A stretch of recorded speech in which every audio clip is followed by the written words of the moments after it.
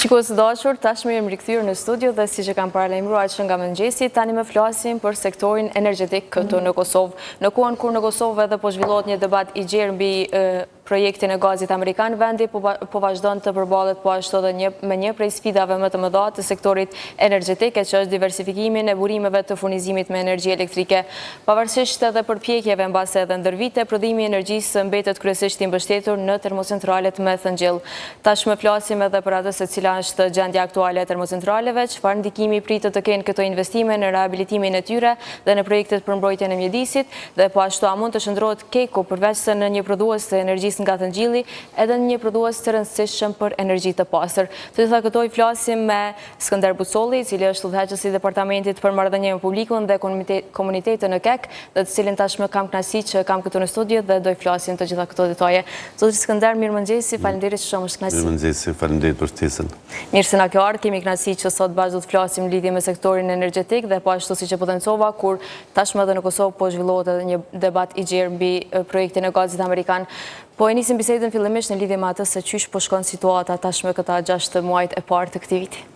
Siç e theksuat, Korporata Energjetike e Kosovës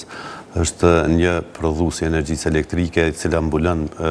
mbi 90% të konsumit vendor dhe si e tillë është edhe një ndër shtyllat kryesore të zhvillimit ekonomik.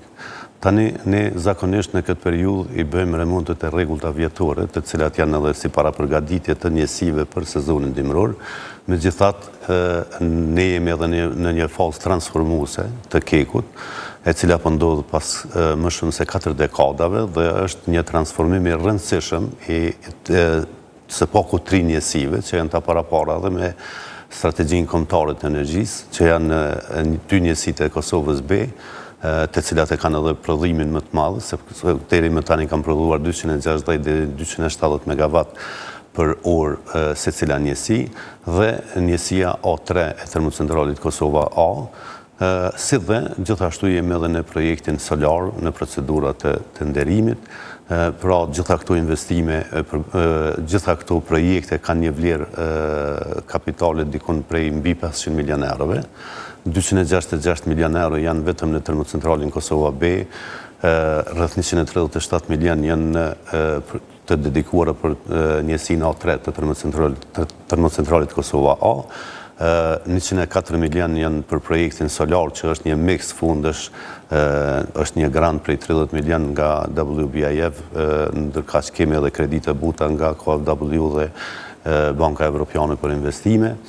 Pra të gjitha këto investime pas transformimit pritet të ngrisin sigurinë operacionale se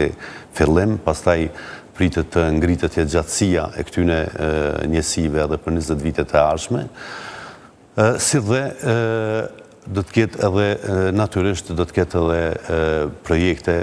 të elektrofiltra të cilat do të ndikojnë në përmirësimin mjedisor dhe në parafrimin e standardeve me Bashkimin Evropian. Tani, në këtë fazë kur po flasim, dhe më thanë në njësinë B2 kemi përfunduar remontin 35 ditor, që ka filluar në fillim të muajit dhe ka përfunduar. Kjo njësi projektin e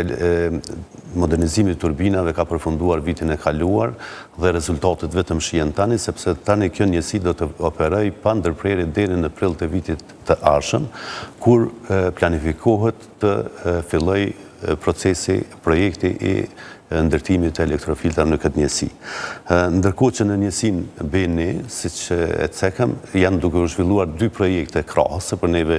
faktori kohë shumë e rëndësi, janë duke u zbatuar projekti i elektrofiltrave dhe projekti i modernizimit turbinave në njëkohësisht. Këto projekte kanë filluar dikun kanë filluar të zbatohen në prill të këtij viti dhe kjo njësi do të përfundoj projekte dikun ka pak para mesit të dhjetorit. Është me rëndësi të ceket se të gjitha këto projekte po zbatohen edhe në mbikëqyrje të bordit të drejtorëve në vazhdimsi e në veçantit nga kryeshefi Hashani, dhe kjo është vërejtur se po ndikon pozitivisht edhe në motivimin e stafit të cilët janë të lidhur drejt për drejt në zbatimin e këtyre projekteve. Pra, Ndërsa nëse flasim për termocentralin Kosova A, remontet janë duke zhvilluar remontet vjetore, janë duke zhvilluar sipas planifikimeve. Për shembull, në njësinë A5 ka përfunduar remonti kapitali kaldajës në periudhën në mars edhe në prill, në fakt mars deri në qershor. Në njësinë E4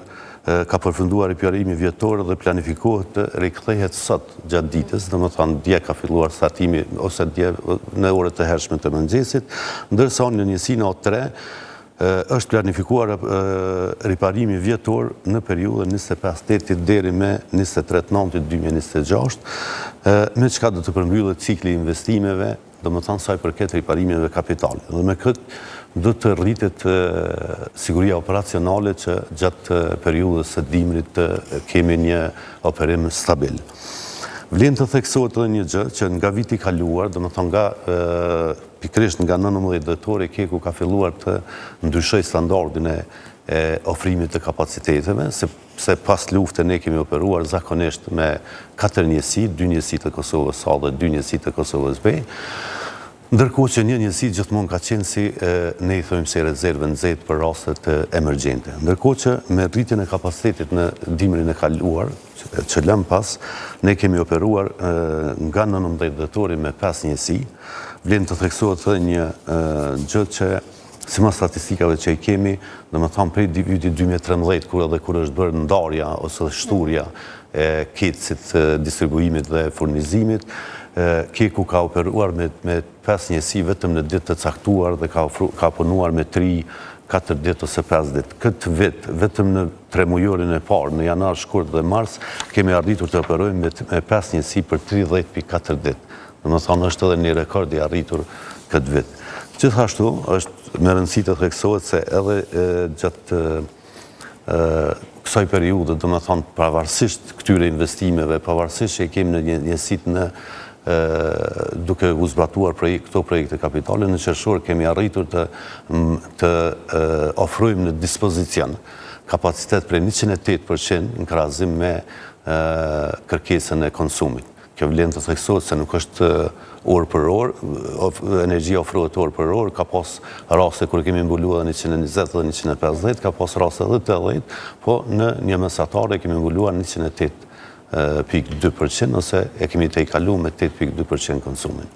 Zoti Skënder, po flisni do thotë për këto investimet e reja që kanë filluar këtë vit dhe po ashtu edhe për investimet e tjera që dhe pritet mbase të fillojnë. Kisha dashur me ditë se sa ndikojnë faktikisht këto edhe në rritjen e prodhimit dhe po ashtu edhe në rritjen e besueshmërisë së sistemit aty në korporatat energjetike të Kosovës.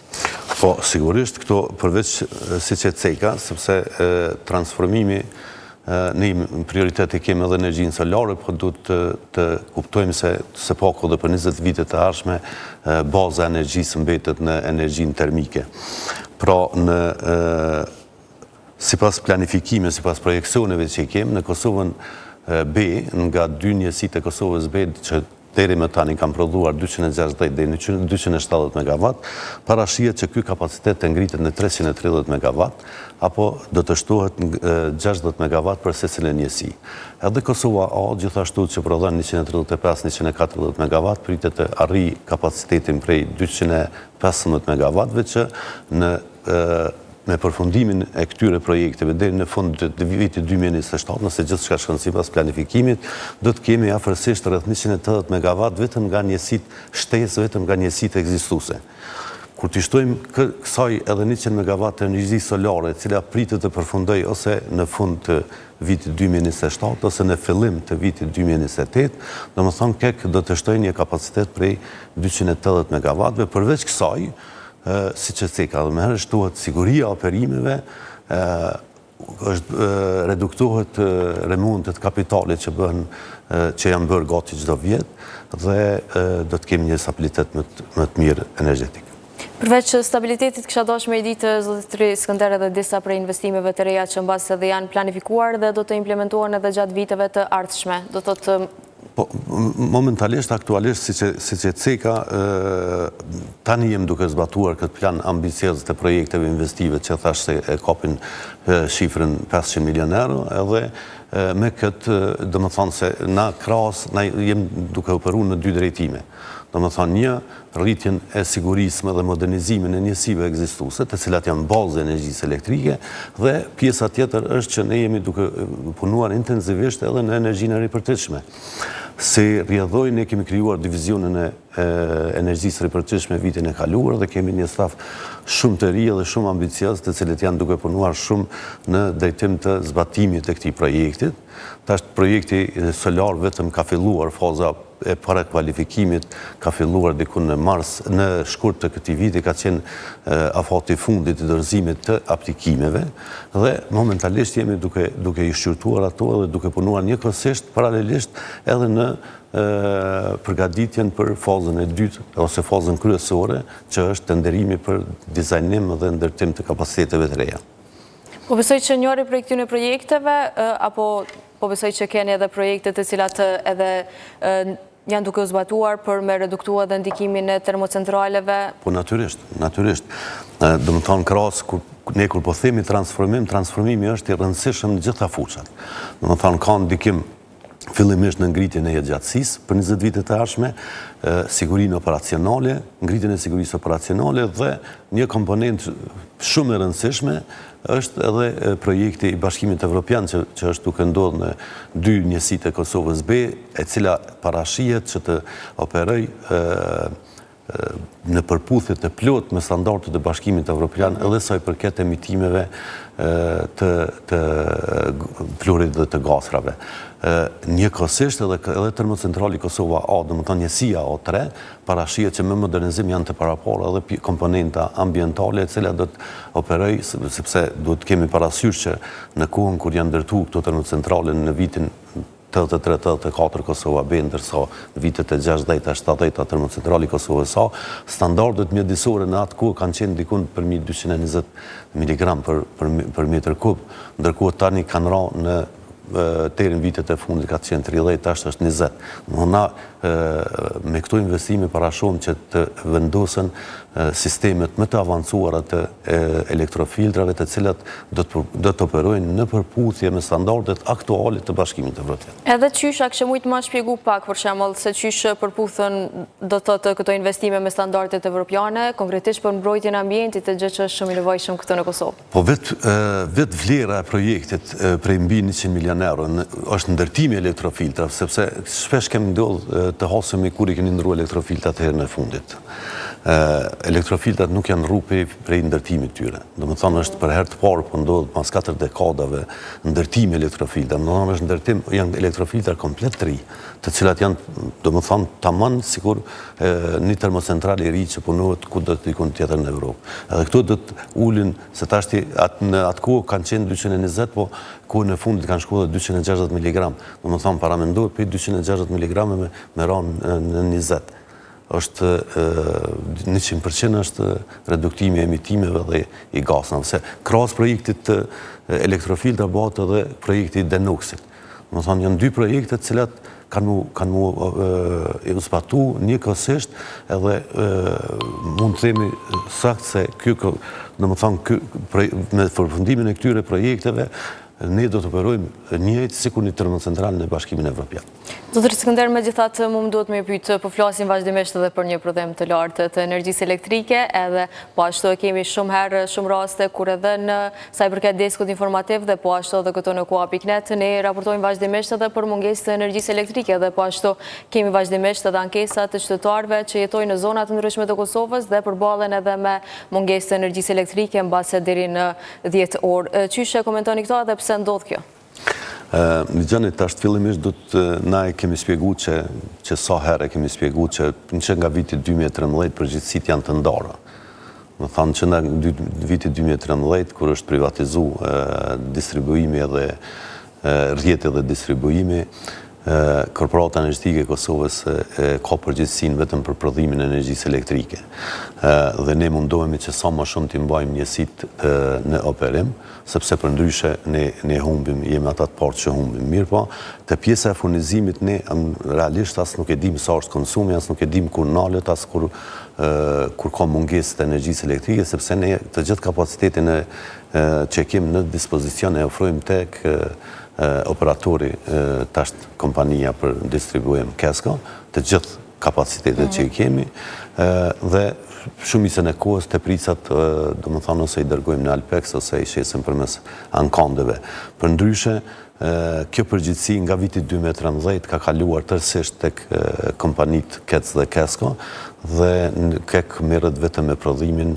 Fillimisht duhet të cekë dhe duhet të falenderoj punëtorët e Kekut, të cilët punojnë 24/7 në kushte mjaft të rënda, dhe fillimisht duhet të falenderoj ata të minierës, të cilët nga ku fillon ky sinxhir i prodhimit të energjisë elektrike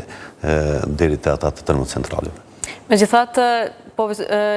besoj që qytetarët nuk janë edhe shumë mirë të informuar sa i përket të pjesës që punonin damas, edhe po ashtu gjatë vitit të kaluar e di që jeni përballur edhe me protestat të ndryshme dhe ankesat të shumta. Kisha dashur me ditë që trajtoni krejt këto kërkesat të qytetarëve dhe po ashtu edhe të media ndalemi këto dhe të çastja në dokumente publike. Që gjindeni në situata të tilla? Po, ne në këtë fushë jem mjaft transparent, ne komunikojmë përmes rrjeteve zyrtare, do të thonë protestat kanë qenë, edhe pak i kanë keq interpretuar, sepse protestat kanë qenë me pllakata të Keskos, ndërkohë që na u kanë faturuar neve në për disa mediume. Ne për çdo herë kemi bërë, do të thonë gjatë gjithë këtyre viteve, për çdo ditë kemi publikuar njoftime, kemi treguar për përgjegjësitë e prodhuesit edhe furnizuesit. Mirë po, ka njëherë ka dhe keqkuptime, ka keqkuptime të ndryshme, për shembull këta është ka dhe ekspertë të energjisë që thonë se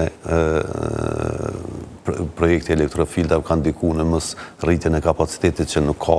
absolutisht nuk lidhet me kapacitetin e prodhimit, lidhet vetëm me komponentën mjedisore. Mirë po, si tërsi, po them, ne kemi përgjegjësinë vetëm për prodhimin e energjisë elektrike dhe nuk merrem me këtë pjesë, sa i përket transparencës. Ne Kek është vlerësuar edhe nga Agjencia për Informim dhe Privatësi për avancimin e transparencës. Ne mundohemi të jemi mjaft transparent, edhe pse ka shumë vështirësi. Kemi edhe shpesh herën përballemi edhe me konflikt të ligjeve, për shembull ligji për informim dhe privatësi nuk ka kufizime shumë, ndërkohë që ndodhë që një kërkesë bie ndesh me ligjin e prokurimit, me ndonjë dispozitë ligjore apo ligjin e financave publike, ndërkohë që bashkëpunimi edhe me Agjencinë për Informim dhe Privatësi ka qenë jashtëzakonshëm. Përndryshe kemi shkëmbyer korrespondenca, kemi lyp seanca kur jemi konsultu në lidhje me kërkesat veçanta, po deri më tani nuk kemi pas asnjë keqkuptim sa i përket transparencës me Agjencionin për Informim dhe Privatësi. Dhe po ashtu, së fundmi jeni vlerësuar edhe me një çmim nga ajo, mbas kampanjës në rrjetet sociale. Po, në fakt është mirë kur vlerësohet puna. Ne jemi në këtë fushë ka kohë gjatë, mirë po një vlerësim i tillë ka qenë jashtëzakonisht seriozisht, ka qenë në fakt për neve është edhe përgjegjësi. Po kjo transparenca varet shumë edhe prej politikave të korporatës, domethënë në këtë drejtim mjaft rëndësi ka edhe politikat që hartohen nga bordi drejtorëve dhe çështja natyrisht e menaxhmentit dhe kryeshefit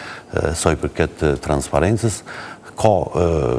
domethënë edhe kryeshefi i tanishëm ka një çështje jashtëzakonisht pozitive sa i përket transparencës, kështu që në këtë drejtim jemi mjaft mirë. Zotëri Skënder, kur jemi edhe të energjia ripërtritshme, sipas një raporti të fundit nga INDEP-i, thotë se Kosova ka potencial energjetik, por s'ka mjaftueshëm investime, duke u ndalur këtu edhe të ku thotë se edhe sfida kryesore nuk është mbase edhe mungesa e potencialit natyror për energji të ripërtritshme, por është krijimi i kushteve që projektet serioze të financohen e të realizohen. Tani kur jemi të kjo fushë, Kek natyrisht se një prej prioriteteve të saj e ka edhe zhvillimin e projekteve të energjisë së ripërtritshme. Ne nuk kemi ndaluar apo nuk kemi izoluar vetëm të parku solar prej 140 MW, minimalisht prej 100 MW. Domethënë ky parku solar 100 MW është ndërtuar në një fushë të degraduar tek Kosova A, dhe parashihet që të prodhoj në vit rreth 152 GW. Krahas kësaj, Keku është vetëm ka filluar të zgjeroj studimin e fizibilitetit edhe për 40 hektar të tjerë, të cilët do të jenë do t'jenë në, si me thonë, edhe do t'ketë mundësi të rritet ky kapacitet i prodhimit, po do t'jetë edhe për integrimin e sistemeve në ruajtjen e energjisë që njihet si Battery Energy Storage Systems. Përveç kësaj, keku, qenë se ka toka të degraduara nga minjera, dhe është i vetmi institucion thuajse që bën rikultivimin e tokave dhe ka departamente veçantë që bën rikultivimin e tokave të degraduara, ka përfunduar edhe një, si me thonë, një master plan të tokave të degraduara dhe kemi dikun përmi 260 hektar të cilat janë për disa destinime, përveç fushës, përveç porqeve solare, ka dhe fushat e tjera, me qenë se të zbatohet projekti solar në tokat e Kekut, është shumë e interes edhe për investitorët, sepse kanë edhe rrjetin afër dhe i kanë gjithë infrastrukturën thuajse të gatshme. Pra ne jem duke punuar në këtë drejtim, jem duke trajtuar gjitha tokat që i kemi të degraduara për mundësin e investimeve potenciale në energji të ripërtitshme dhe jem të hapur për të gjetur investitorë të tjerë. Sa, kur jemi këtu, kisha dash me ditë pak edhe sa ka bashkëpunim sa i përket komunës së Obiliqit dhe atë të Fushë Kosovës? Po, komune, do më thonë, natyrisht se ne termocentralet nuk janë të dizajnuara të jenë miqësore me ambientin pikrisht, pastaj edhe me komunitetin për saj. Në këtë kuadër ne punojmë edhe sa i përket do më thonë përgjegjësive tona sociale të komunitetit, e në këtë fushë bashkëpunimi me dy komunat është mjaft i mirë. Ne kemi edhe nënshkruar memorandume me kuptimi me dy komunat tash së fundmi. Kemi ndarë buxhet për investime në projekte si që janë fushat sportit edhe parqet të ndryshme, e ndihmojmë çdo kërkesë që vjen nga komunat në lidhje me komunitetin, do të thonë kanë kërkesa të lloj-llojshme për makineri trana, për largim deponive të mbeturinave, për hapje të kanaleve, për lloj-lloj kërkesave, edhe deri me tani asnjë kërkesë nuk është zbatuar nga ana e Kekut, por njëkohësisht edhe komuna na del ndihmë për çfarëdo rasti që kem lidhje me marrjet e lejeve edhe gjitha dokumente tjera administrative edhe gjeodezike që i kemi me ta. Zoti Skënder, çka është pak mas fiduse kisha dashur me ditë, ju tashmë punoni ka 10 vjet që punoni në këtë fushë dhe ka 10 vjet që punoni në Kek, kisha dashur me ditë cilat është ajo prej punëve pak mas fiduse që ju duket juve dhe po ashtu cila fazë e vitit. Po, sigurisht është faza dimërore, sepse është ndryshon edhe moti dhe shumica e punëtorëve ndihet si korporata energjetike e Kosovës ka rreth 4000 punëtorë. Dhe nuk mund të them cili nga këta punëtorë ka punën më të rëndë, se do punojnë plon, do punojnë atje në teknologji me trana, do më thonë se cila të ne prioritet metet edhe për neve aseti kryesor dhe më vital janë punëtorët e Kekut. Edhe sfida më e madhe është si me thonë, të krijojmë një mirëqenie më të mirë për punëtorët e tonë, për atë sa kena mundësi edhe atë sa na ofron infrastruktura ligjore. Në kjo mbetet sfidë kryesore, për momentin jemi duke kaluar në për këtë transformim mjaft ambicioz dhe mjaft të kushtueshëm dhe shpresojmë që në vitin 2028 edhe situata e ofrimit prodhimit do të jetë shumë e sigurt dhe shumë më mirë sa i përket edhe komponentës ambientale. Po shpresoj donë zoti Skënder, duke qenë se kemi ardhur kështu bashkë edhe në fund të bisedës, kisha dashur më ndalë edhe një herë të disa prej projekteve më të rëndësishme që kanë me implementu kështu në vitet e ardhshme. Në vitet e ardhshme, do më thonë, në vitin që vjen, pritet të përfundoj njësi projekti i turbinave, në njësin B1, si dhe në termocentrali Kosova A, shpresojmë që do të filloj, do më thonë, ose këtë vit ose vitin tjetër është në proces vetëm projekti për 137 milion i rehabilitimit të rëndësishëm të A3-shit, si dhe pritet që të gjitha procedurat administrative, si me thonë, të tenderimit të përfundojnë këtë vit dhe qysh në fillimin e vitit tjetër të filloj edhe ndërtimi i parkut solar. Zëri Skënder, të falenderojmë shumë dhe po uroj dhe po shpresoj gjithçka më shku mirë mbar gjatë këtij viti dhe po ashtu edhe gjatë viteve në vazhdim. Kënaqësi që bisedojmë bashkë. Faleminderit shumë.